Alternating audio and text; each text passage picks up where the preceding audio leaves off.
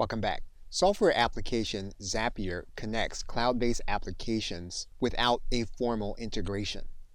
And what you'll need to do is to connect both applications to Zapier, and Zapier will then allow you to use those two applications together. Zapier, in terms of its pricing, has a free plan so that you can determine if the integration is going to work with the two applications that you're using. In some cases, you may have to move up to a paid program in order to use some of those integrations. Now, for the sake of this example, we are going to log into Zapier so that we can connect our shopping cart system and our course platform. So once we find our applications and whether they exist inside of Zapier, we can check the parameters to see if there is an available connection to make. And we can see that connection that when we have a product purchase in our shopping cart system, that we can enroll a user in our course platform.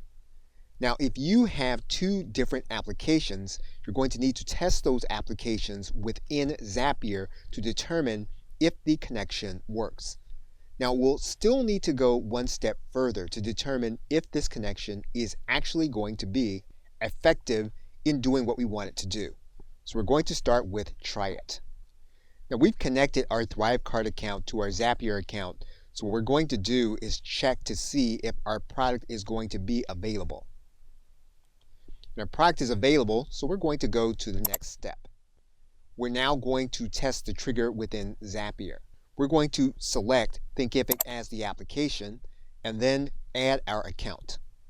We're going to check our products from within our Thinkific account using Zapier, and our product exists. Now, Zapier requires us to do a mapping process, and we can see the required fields that we need to map for this process to take place. Once we've mapped the process, we're then going to click Continue.